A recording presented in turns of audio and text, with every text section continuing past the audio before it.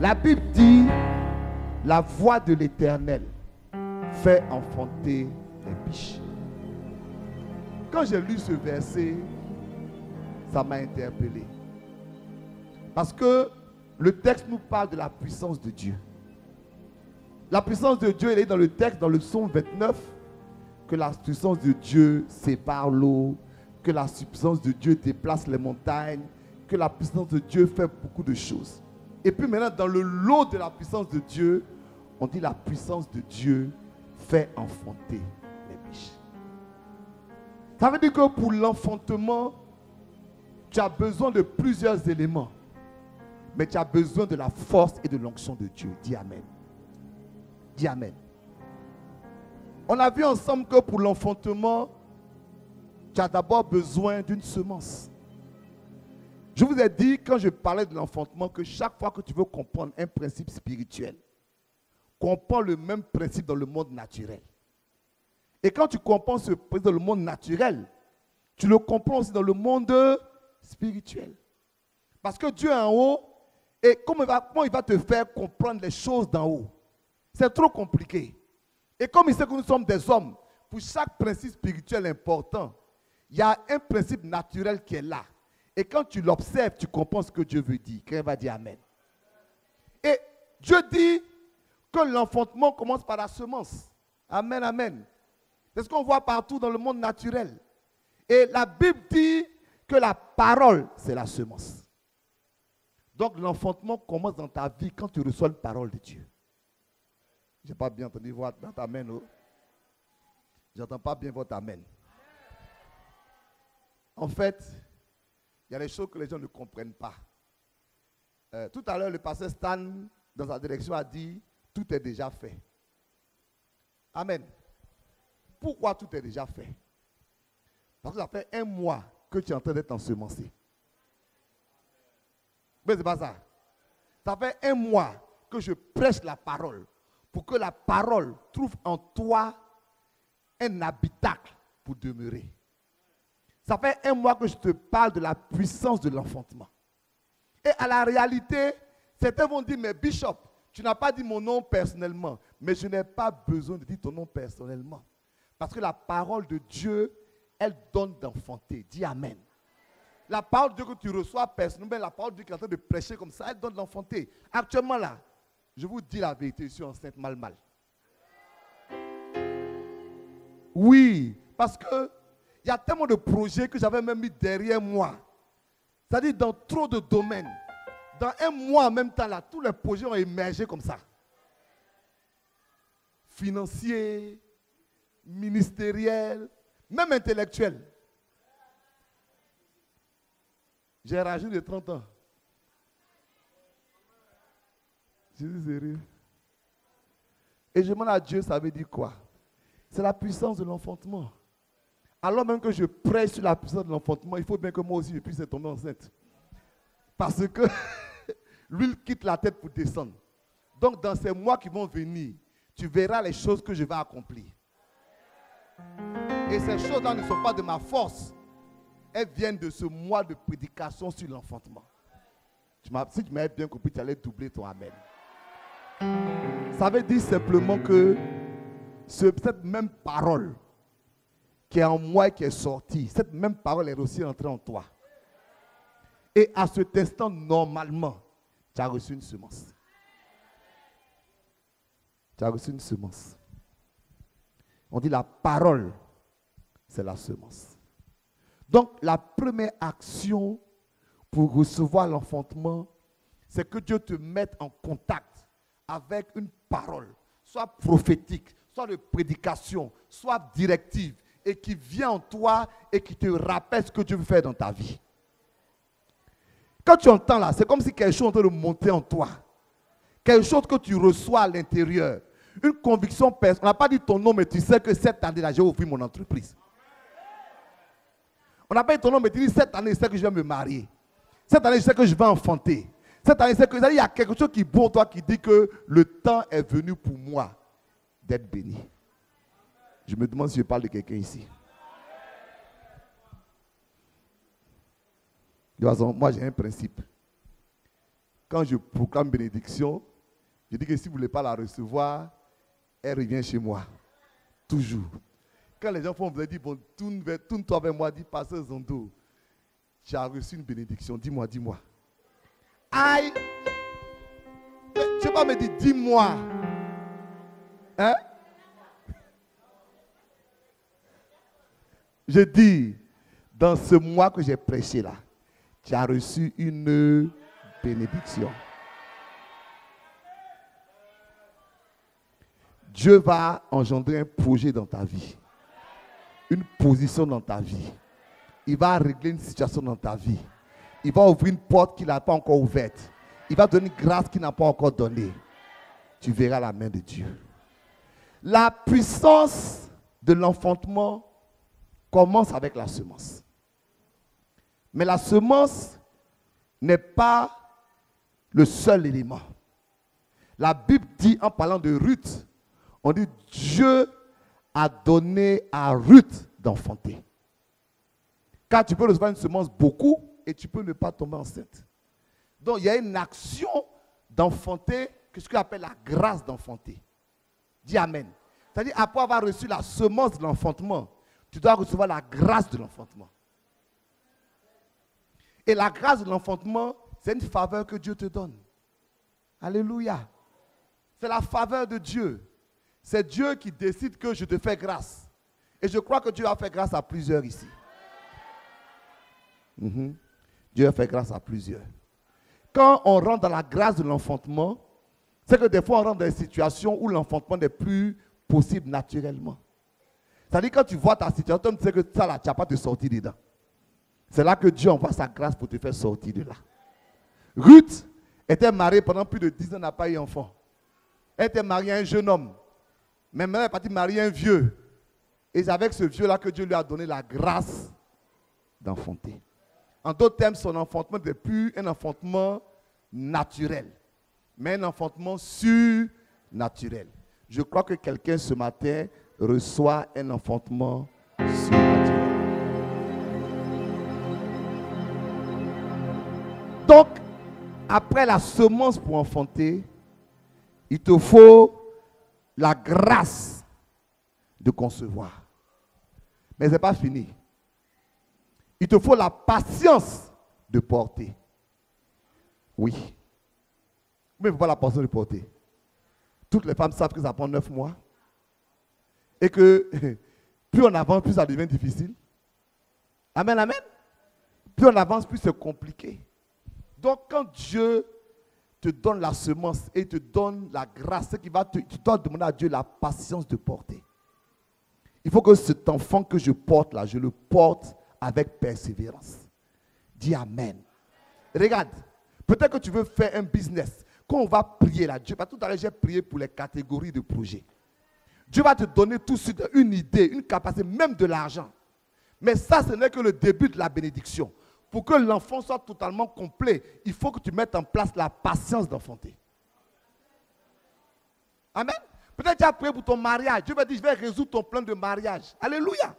Mais ça ne veut pas dire que demain matin, tout va se régler. Ça veut dire qu'il y a une puissance qui est en action. Et si tu donnes le temps à Dieu de travailler, dans 9 mois, tu verras que les choses se sont résolues. Donc, il y a des gens qui n'ont pas la patience de porter. Amen, amen. Est-ce que je parle à quelqu'un? Au 21e siècle, on n'a plus la patience de porter. On n'a plus la patience de porter. Nous, au 20e siècle, on aime l'instantané. Or, la Bible dit que ceux qui ont reçu la semence portent du fruit.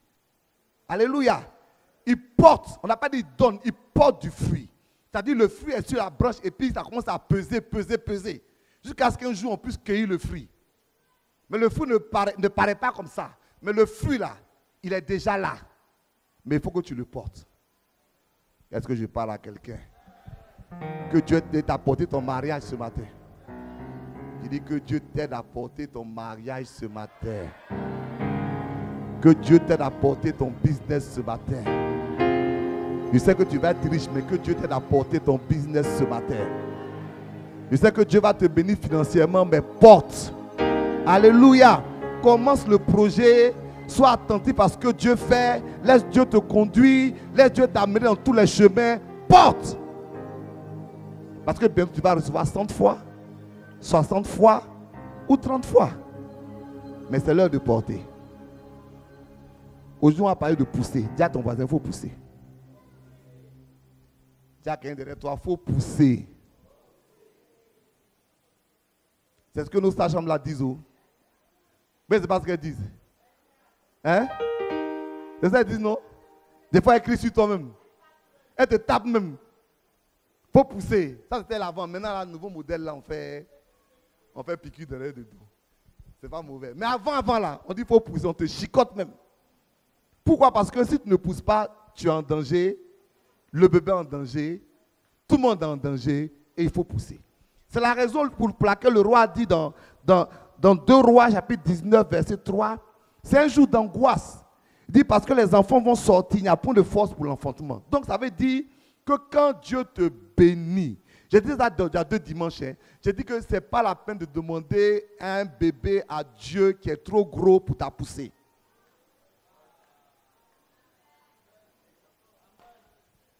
Parce que même si Dieu t'enfonce derrière ce bébé, tu ne pourras pas le pousser. Amen.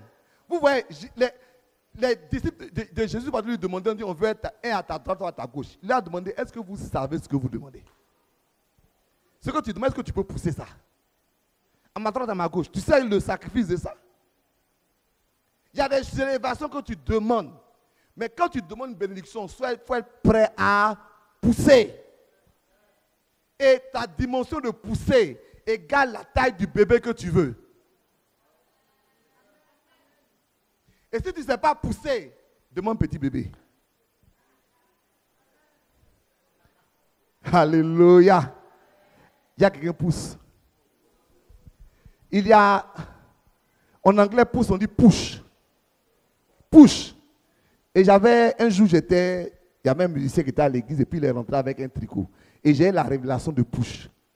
Il y a marqué push, ça dit P-U-S-H. Et en anglais on dit pray until something happens.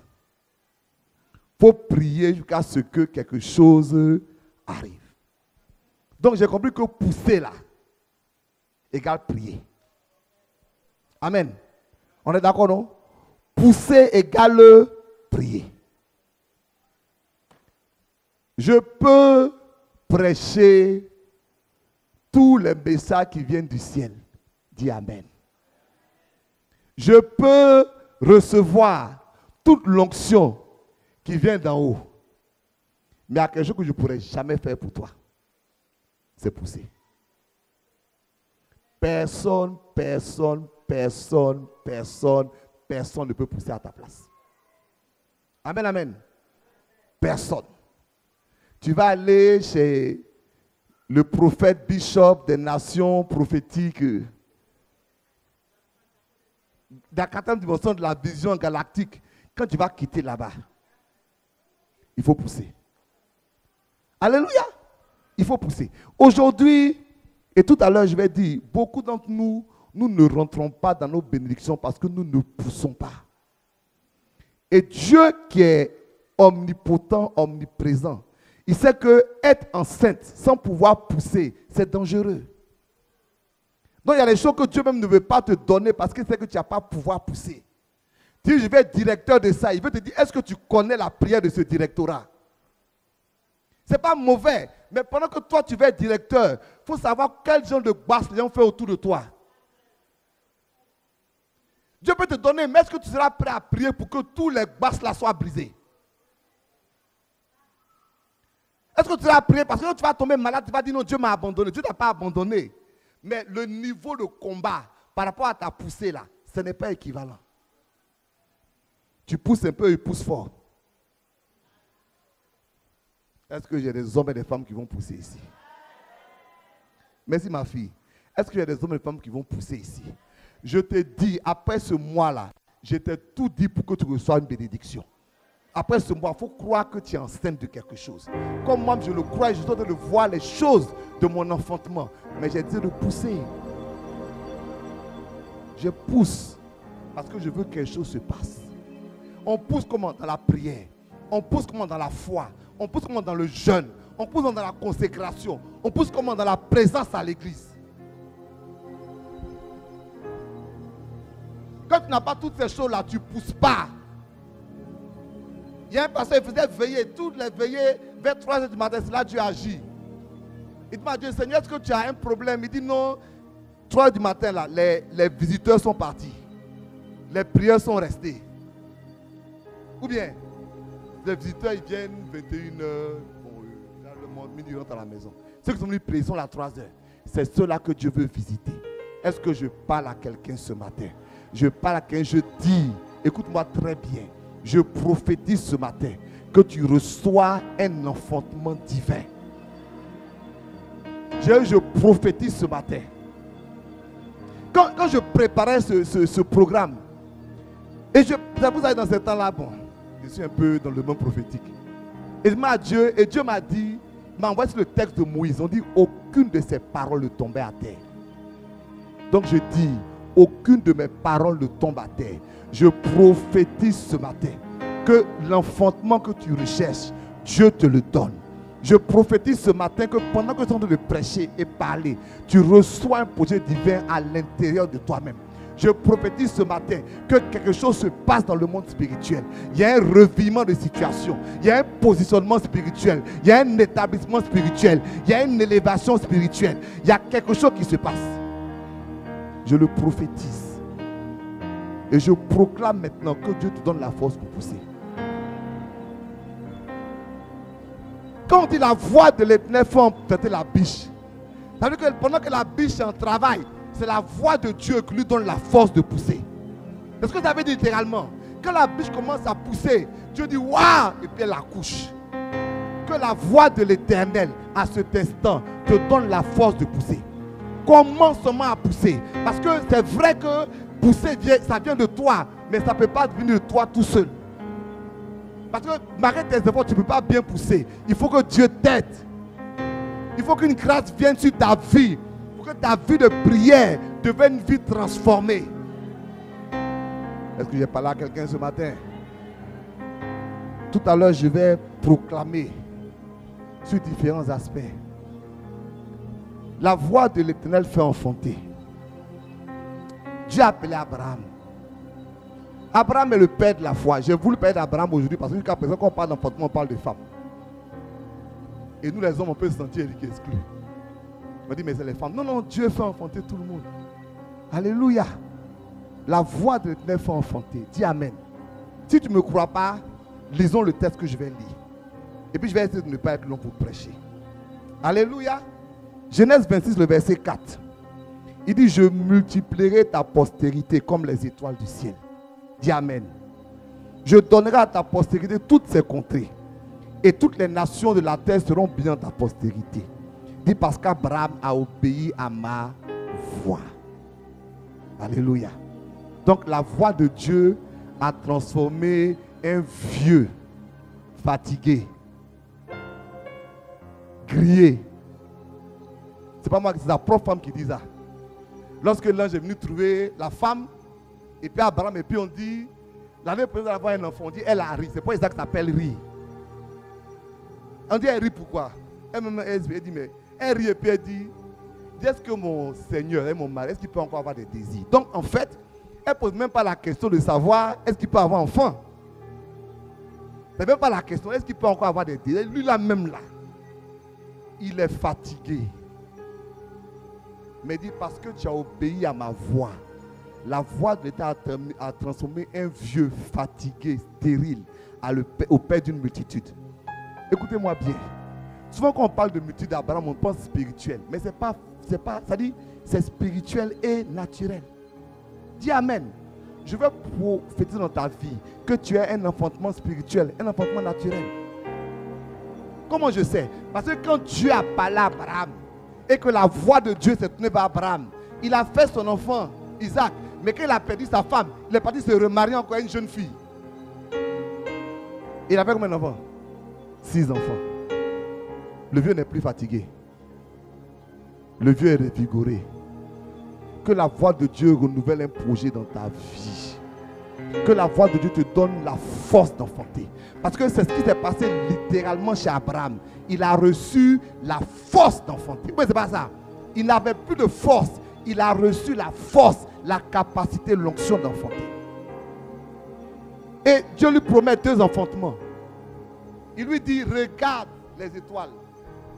Il dit, ta destinée sera comme les étoiles du ciel. Après, il lui dit, regarde autour de toi. Ça, c'est plus les étoiles, hein? Il dit, regarde autour de toi.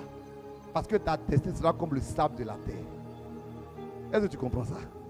Il y a une promesse céleste et puis une promesse terrestre. Regarde au ciel. Tu vas enfanter des projets spirituels. Alléluia. Tu vas faire des choses pour la gloire de Dieu. Dieu va t'utiliser. Mais il dit, mais moi, Dieu, quand je ne m'arrête pas là. Il dit, regarde la terre. Hé! Regarde ce travail. Regarde cette position.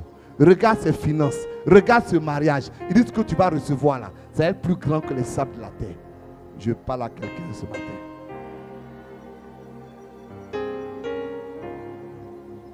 Tiens-toi debout, lève les mains.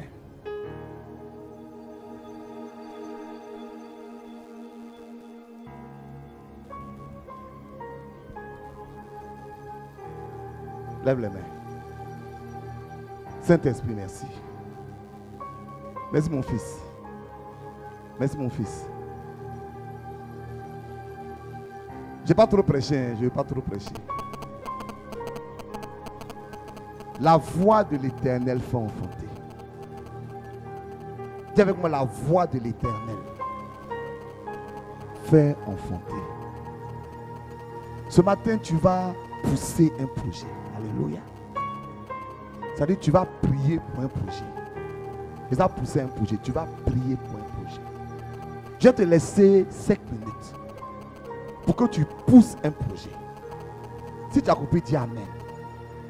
Je n'ai pas bien entendu ton Amen. Je dis, si tu as compris, dis Amen. Je dis, tu vas pousser un projet.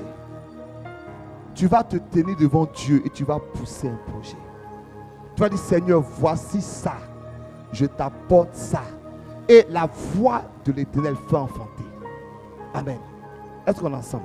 Vous savez, quand on dit la voix de l'Éternel fait enfanter la biche, ça ne veut pas dire que la voix de l'Éternel déclenche l'enfant. C'est-à-dire que quand la biche est en train de pousser, c'est la voix de l'Éternel qui fait que le bébé sort. Donc pendant que tu es en train de pousser, il faut que le bébé sorte. Il faut que le bébé sorte. Je ne vous sens pas trop, hein. Je ne vous sens pas trop. J'ai fait comme le gars qui a dit à la jeune fille, il dit, il ne faut plus tomber ici, il ne faut pas gaspiller mon onction. J'ai dit, ce que je suis en train de dire actuellement là, pense ça très au sérieux. Dis Amen.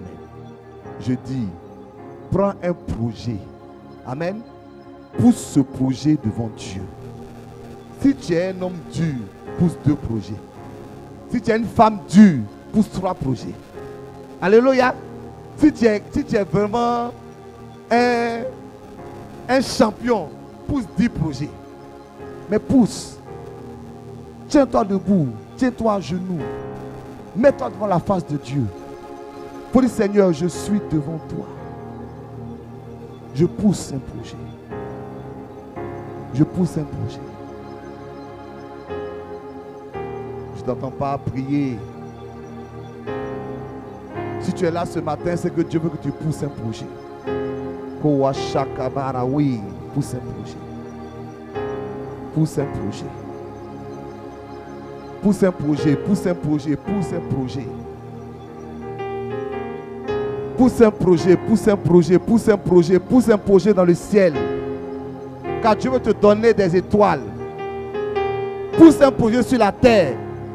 Parce qu'il veut te donner d'être comme le sable. Pousse un projet. Pousse un projet. Alléluia. Alléluia. Ko arabasheke besoko barabaseke.